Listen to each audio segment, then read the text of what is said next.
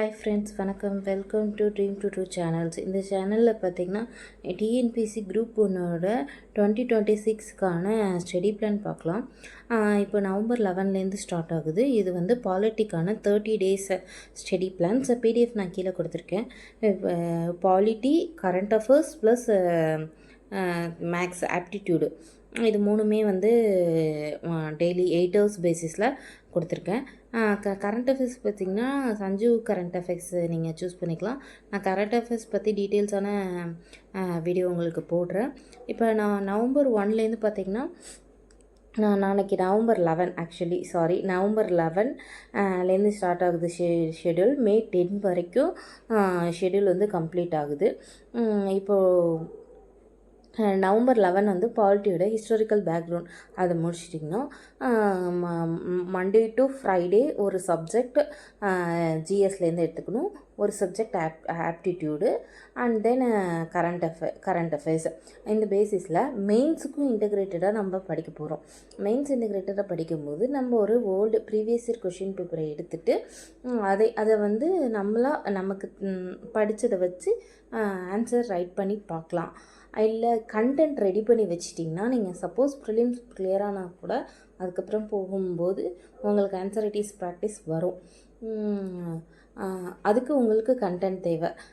ஏன்னா நான் கேள்விப்பட்ட வரைக்கும் அப்படி சொல்கிறேன். ஆனால் முன்னாடியே அதுக்கான ட்ரைனிங் ப்ராக்டிஸ் எடுத்துக்கிட்டால் நமக்கு நல்லது.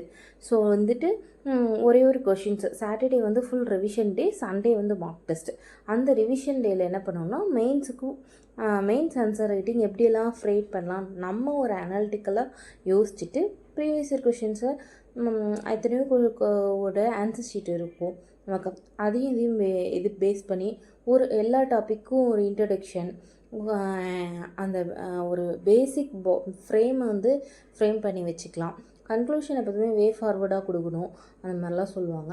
ஸோ அதெல்லாம் வந்து கூட அப்போதைக்கு பார்த்துக்கலாம். நம்ம இன்ட்ரடக்ஷனுக்கு இந்த டாபிக் இந்த இன்ட்ரடக்ஷன் அப்படின்னு ஒரு ஸ்டாட்டிக்காக வச்சுட்டோம்னா அதுலேருந்து நம்ம கொஷினை பொறுத்து கொஞ்சம் மாற்றிக்கலாம்.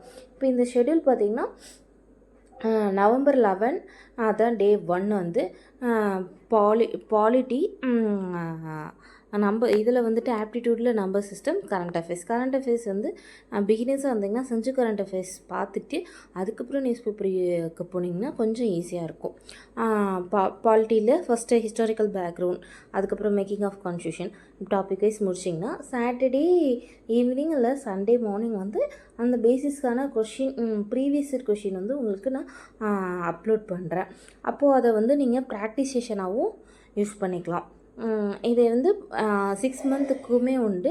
நான் மந்த்லி 1 சப்ஜெக்ட் ஒவ்வொரு ஜிஎஸ் அப்படிங்கிற பேசிஸில் போட்டிருக்கேன். நீங்கள் 8 ஹவர்ஸும் படிக்கலாம், 12 ஹவர்ஸும் படிக்கலாம், இல்லை 6 ஹவர்ஸ் அந்த மாதிரி கூட பேஸ் பண்ணி படிச்சுக்கலாம். மேக்ஸில் ஸ்ட்ராங்காக இருந்தீங்கன்னா வீக்லி 1 டாபிக்ஸ், அதாவது சாட்டர்டே இருக்கிற டைமில் இது பண்ணிக்கலாம்.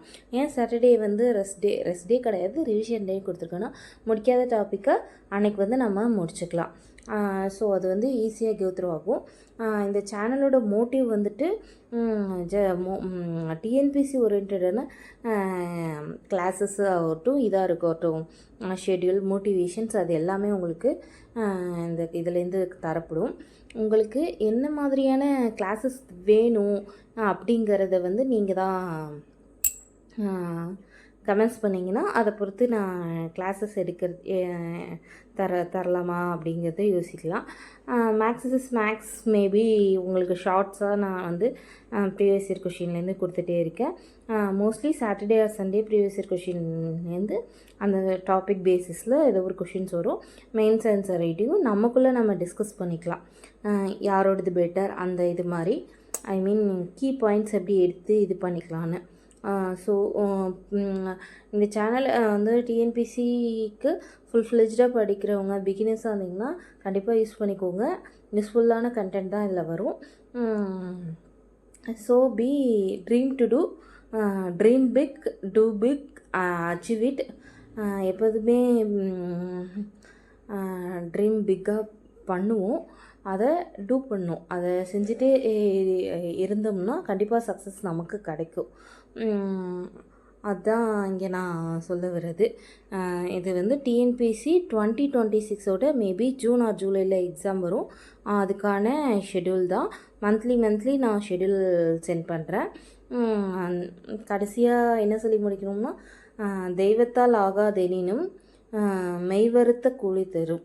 நம்ம தெய்வத்தால் கூட லக் ஃபேக்டரில் இல்லைனாலும் நம்ம வருந்தி செஞ்சால் அந்த இது நமக்கு கிடைக்கும்.